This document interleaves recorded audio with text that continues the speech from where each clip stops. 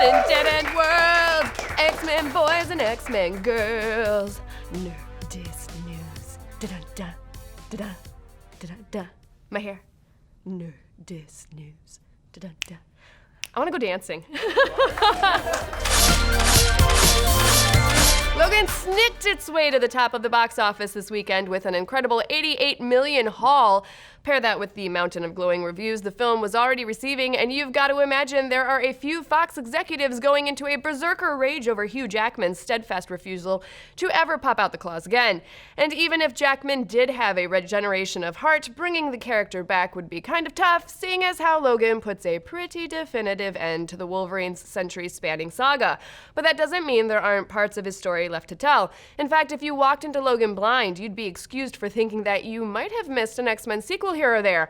You know, besides Apocalypse, the one everybody missed. Logan starts off with a huge leap in continuity. The last time that we saw the X-Men chronologically at the end of Days of Future Past, things were looking pretty good. Everyone was alive, the X-Mansion was still standing, and the events of X3 had been totally wiped out of existence, except Frazier was still Beast, the only part of X3 that we were actually cool with. But at the start of Logan, there are barely any X-Men left, so what happened to all of them? Well, in the Old Man Logan comic storyline that inspired the feel and look of this movie, Wolverine hacked his way through the ranks of the X-Men, decimating the team while under the influence of the Spider-Man villain Mysterio.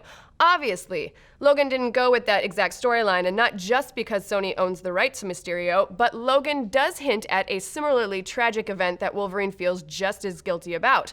Throughout the film, there are references made to the Westchester incident, a cataclysmic event that injured at least 600 people and killed 7, including, it's implied, a few memorable mutants.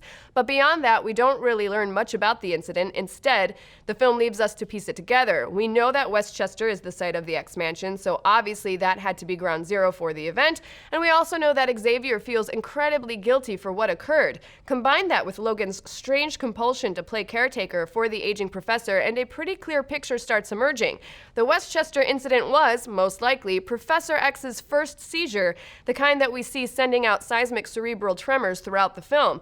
But with no one there to sedate him, it probably lasted long enough to actually cause some serious damage, even killing a few of Xavier's faithful wards. After the event, Logan probably realizes his adamantium-plated skull is the only one tough enough to withstand the mental shockwaves, and so he commits himself to taking care of the old man until the day he dies.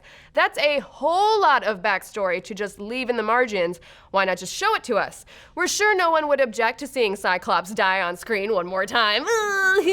Sorry, make that for the first time, because X3 killed him off screen. Anyways, apparently at one point in the film's pre-production, the Westchester incident was going to be seen on screen.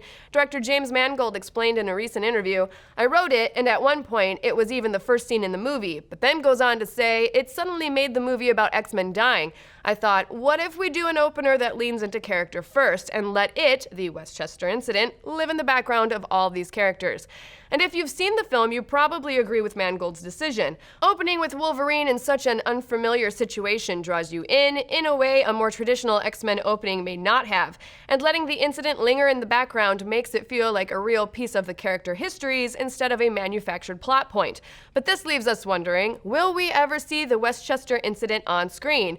And is it the inevitable end for the entire X-Men franchise? It's tough to say. As we've discussed before, there are signs that Logan's continuity exists slightly outside of the X-Men cinematic universe proper. Fox could very well make the case for this as more of a what-if story, and any events that happen in it aren't necessarily going to affect any other movies. But then again, with Deadpool and Logan both killing it at the box office while X-Men Apocalypse stumbled, it seems more likely than ever that the studio might want to stray from the franchise's PG-13 origins and take a hard turn into the R-rated territory that's been proving so successful for them.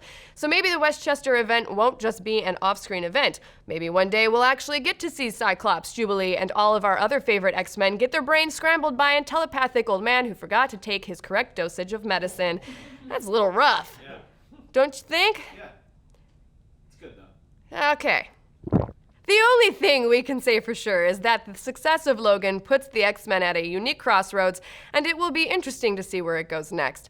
But what do you guys think? Would you want to see the Westchester incident on screen, and what do you think is up next for the X-Men? Let's discuss, and if you didn't already know, I'll be at South by Southwest from March 10th to the 13th with Team Nerdist, and keeping you up to date with what's going down at the Capital One house at Anton's. They've got so much cool stuff planned, like new product launches and demos, and then exclusive performances each night by artists like Black Joe Lewis, Joywave, and Smash Mouth. If you'll be in Austin, stop by and say hello. If not, follow my Facebook, Twitter, and Instagram pages using hashtag Capital One House. I'll be going live for some of the key panels, product demos, and interviews, so you'll want to make sure and tune in. And then Saturday night, their headliner is Aloe Black. How cool is that? He's really cute. Oh, South by Southwest is so fun, guys! Can't wait to see you guys there. Be sure to check out the Nerdist's March Badness bracket. We are going to determine the ultimate pop culture baddie with the help of all of you. Fill out your bracket over at Nerdist.com and be sure to tune in every day to Nerdist News Talks Back as we break down who is truly the best at being the worst. I can't help it, it's totally me.